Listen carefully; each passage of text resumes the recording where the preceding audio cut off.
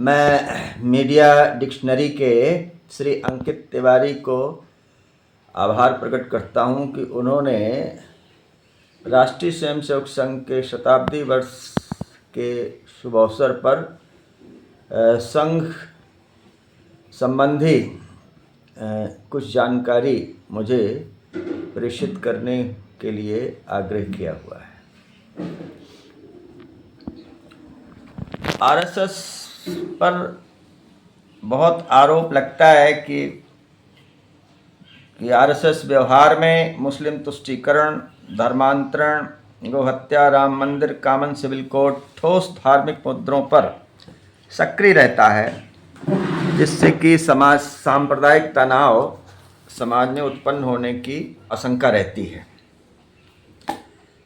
पहले तो मैं ये स्पष्ट कर दूं कि राष्ट्रीय स्वयंसेवक संघ किसी भी प्रकार से कोई भी समाज हो, मुस्लिम हो, ईसाई हो, हिंदू हो, सिख हो, जैन हो, किसी समाज की तुष्टीकरण में विश्वास नहीं करता।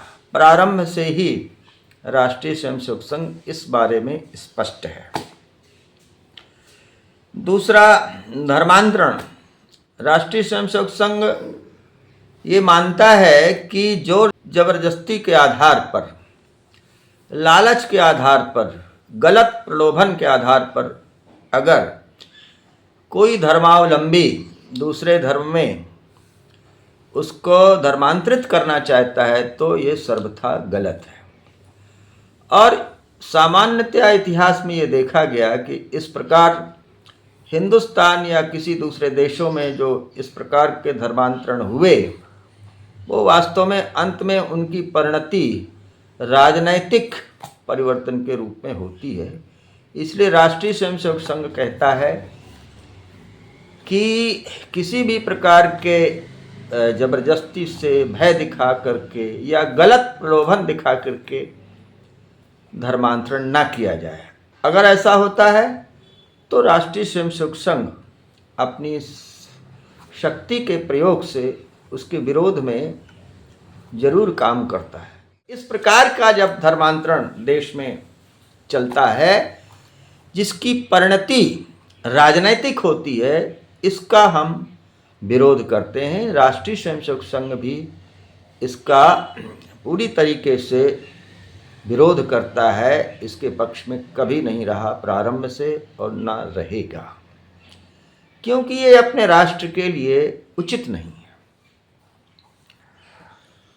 हमारे धर्म में वास्तव में हिंदू धर्म जिसको कहा जाता है, जिसको सनातन धर्म कहते हैं, शाश्वत धर्म कहते हैं, जिसको मानव धर्म कहते हैं, वो दूसरे जो सेमेटिक रिलीजन हैं, जो वास्तव में वो पंथ हैं, मत हैं, किसी एक प्रकार की पूजा पद्धति से परमेश्वर को प्राप्त करने के भी साधन हैं, उस प्रकार से ये हिंदू धर्म नहीं है।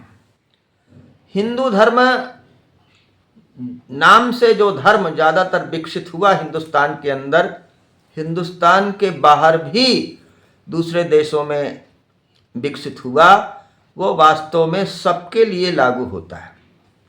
उसका आधार क्या है कि अर्थ, धर्म, काम और मोक्ष, चार प्रकार की पुरुषार्थ को प्राप्त करने की जो जीवन प्रणाली होती है, वही वास्तव में हिंदू धर्म से अपेक्षित है। एक प्रकार से हिंदुत्व ये जीवन की प्रणाली है, ये हमारा राष्ट्रगत जीवन का प्रवाह है।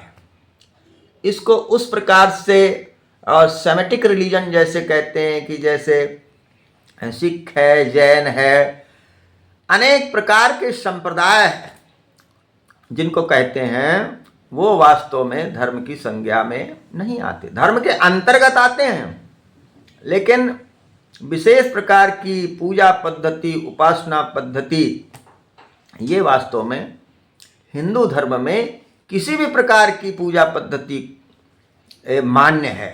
हम इतिहास में जानते हैं कि स्वामी विवेकानंद जी के जो गुरु थे, स्वामी रामकृष्ण परमहंस, उन्होंने काली की उपासना करते थे, वो इस पर ही विख्यात थे वो। लेकिन स्वामी रामकृष्ण परमहंस ने मौलवी बन करके भी अल्लाह की उपासना अपने जीवन में की।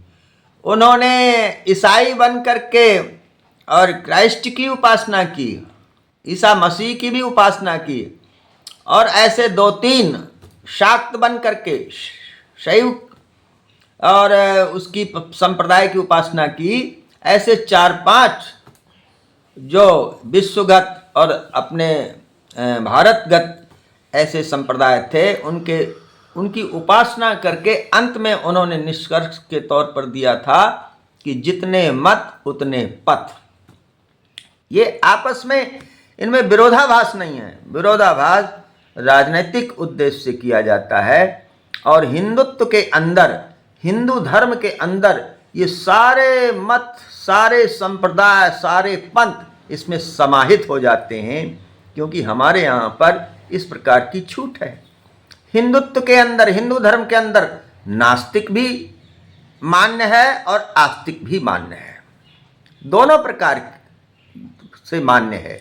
हमारे यहाँ आस्तिकता भी मान्य है, नास्तिकता भी मान्य है। हम ये नहीं कहते कि तुम नास्तिक ना रहो, कि तुम आस्तिक ही हो, कि तुम आस्तिक ना रहो नास्तिक ही, इस प्रकार का किसी भी प्रकार का। हमारे यहाँ तो 4 पुरुषार्थों को प्राप्त करने की जो जीवन प्रणाली है, उसी का नाम हिंदू धर्म है। धर्म है जो समाज को व्यवस्थित चलाने के लिए, राष्ट्र को व्यवस्थित चलाने के लिए और विश्व को भी व्यवस्थित चलाने के लिए, हम विश्व तक सीमित नहीं हैं। हम तो स्वदेशो भुवन त्रयम, 14 भुवन ही हमारा स्वदेश है, हमारा राष्ट्र है। ये संपूर्ण सृष्टि, समस्त ब्रह्मांड व्यवस्थित चले, और व्यवस्थित चलने के लिए जो नियम बनते हैं, उनके समुच्चय का नाम हिंदू धर्म है।